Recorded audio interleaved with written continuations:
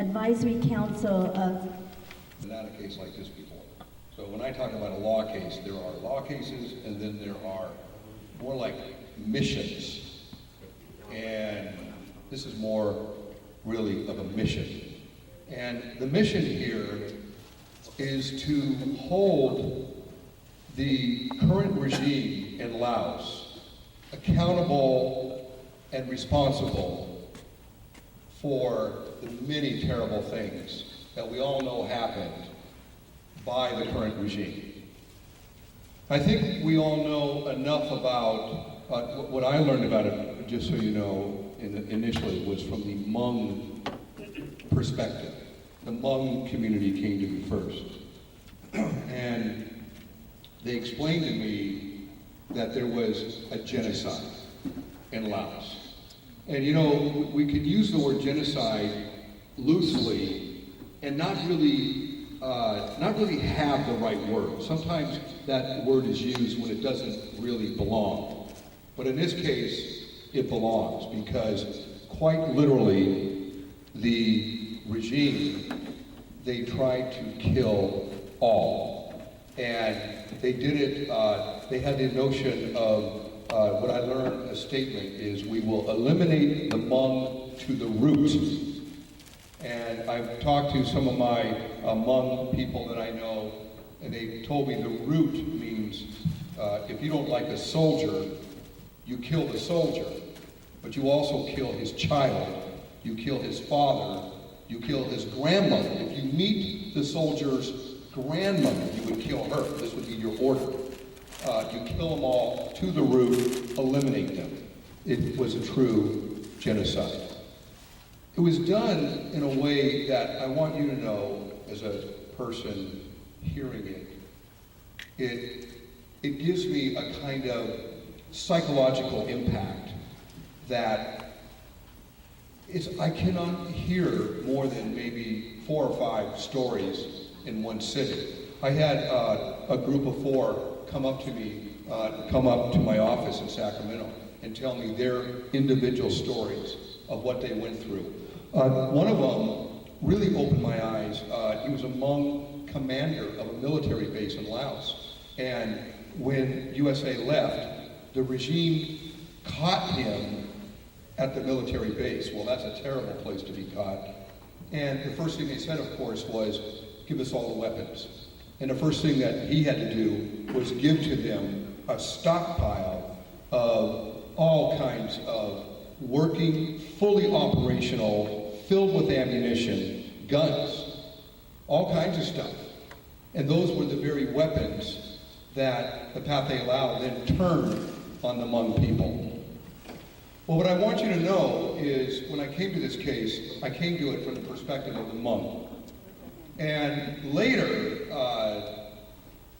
I started hearing the plight of the Lao people, and specifically,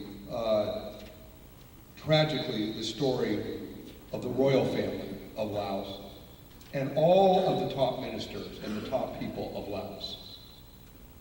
You know, to me, we have a concept that we talk about, we call it brain drain. And it's when all your really smart citizens and all your educated ones and the hardworking ones, they leave. And it's a terrible thing for a nation because if you have a brain drain and all the smart educated people go, then you're left with the people who maybe can't really do things very well. And you're left with kind of, unfortunately, a whole society of kind of the lower people. And it's sort of it's a kind of anti-elite, anti-education, anti-professionalism, anti-everything other than some poor level. And what happens with Laos, it just seems the same thing of Cambodia. All the talented people are killed or go, and then what's left behind, it can't function right. I think as much as people here would like justice for what has happened in Laos, I think at the same time, the people in Laos cry out for help. You know, somebody come, you know, take things away from them, doesn't just take out all the natural resources for himself and say, I don't care, you know, like the famous one in France when she said, famously let them eat cake. Well, this was not that kind of king. He's a king, he was a good king. King that I'm sure you all miss and you can all be proud of. You know, something I learned recently, they have a police department. We have ours here, you know, Fresno City Police, you can see them driving around. Well, you know, we have a two-tier system where we've got our federal police also. They're called the FBI, kind of a cut above. They're top law enforcement. I learned in Laos they have a kind of a unified federal system where all of the police are under the national government police force, and it's called the Ministry of Public Security. The Laos people met with our president, John F. Kennedy, one of our greatest heroes ever. Somehow they decided we don't need to write it down and sign it. I trust you. Interesting.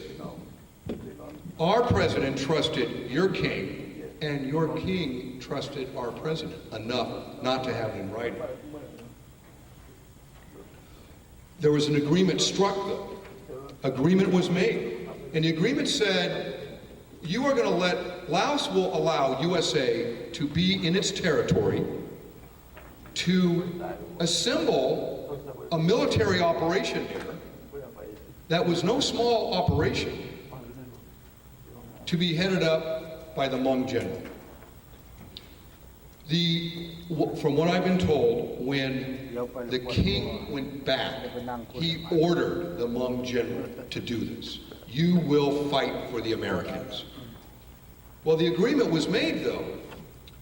So you wonder, you know, I always wonder why the Hmong people would have said yes to that. Why would they say yes to that? Because here's the request. Will you go into the jungle and find communists and shoot them? Will you do that for me? Now, this is because I'm a spoiled American, but if someone asked me to do that, I would say, no, I will not do that. None of my friends will do it. Nobody I know in a million years would ever say yes to that. The Hmong people said yes. And they did it not with, yeah, we'll do it. Oh, God, I hate this job. I don't want to do it. There were people lining up to be soldiers. There were 9-year-old boys. I got this from my Exhibit A, Hunted Like Animals. There were 9-year-old boys doing that, and nobody was forcing those boys. And you know what I figured out? Now that I've come to learn a little bit more about Laos, and I've come to learn a little bit more about the royal family. And I think what it is, the king ordered the general to do it, and the Hmong general was loyal and obedient to his king and said yes.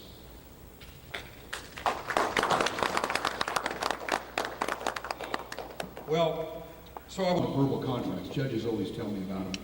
Yeah, right. It says in our law, verbal contracts are binding, but good luck proving them, because the other side will say, I never agreed with that. So how do you prove it? Well, here's the good news. I don't know how this happened, but it happened, and I got it. 60 Minutes news channel, Mike Wallace, famous journalist, top-level journalist. Somehow, they hunted down 3 former CIA officials, and they did a wonderful 60 Minutes news piece on it, and they interviewed those people, and all 3 of them confirmed, without a doubt, USA made an agreement to protect Laos, to protect the Hmong. I have the video, I have it recorded, it's in perfectly clear English, and there is no doubt about it. That point, we can prove.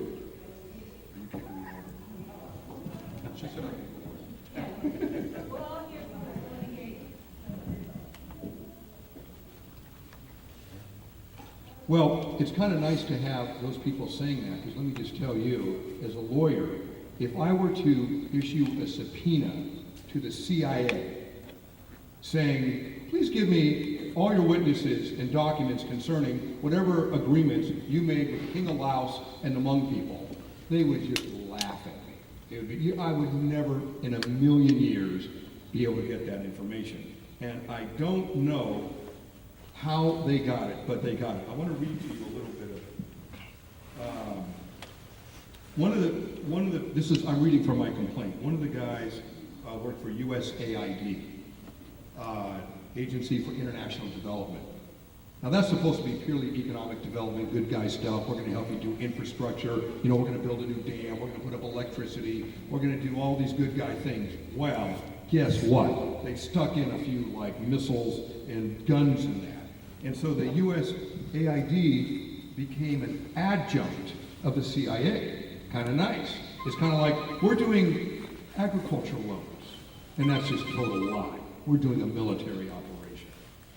He said, I promise them myself, have no fear, we will take care of you. And taking care of you, well, he was complaining because all they did is put a lot of them in a refugee camp. Mike Wallace asked him, we promised the United States government, you as a representative of the United States government, promised the Hmong people we would take care of them. His answer, absolutely. Absolutely. You'll fight for us, we'll pay you. If we win, fine. If we lose, we'll take care of you. I mean, here's what I'm thinking. Why that has to be true. I just know it has to be true. First of all, there are 3 government officials saying it. And I don't have any government official denying it. I may get some, I don't know. But here's why I'm thinking it must be true. Because the king is a king of the people. I don't think he would ever leave the people of Laos and the Hmong people in a kind of dangerous condition. We're going to help USA.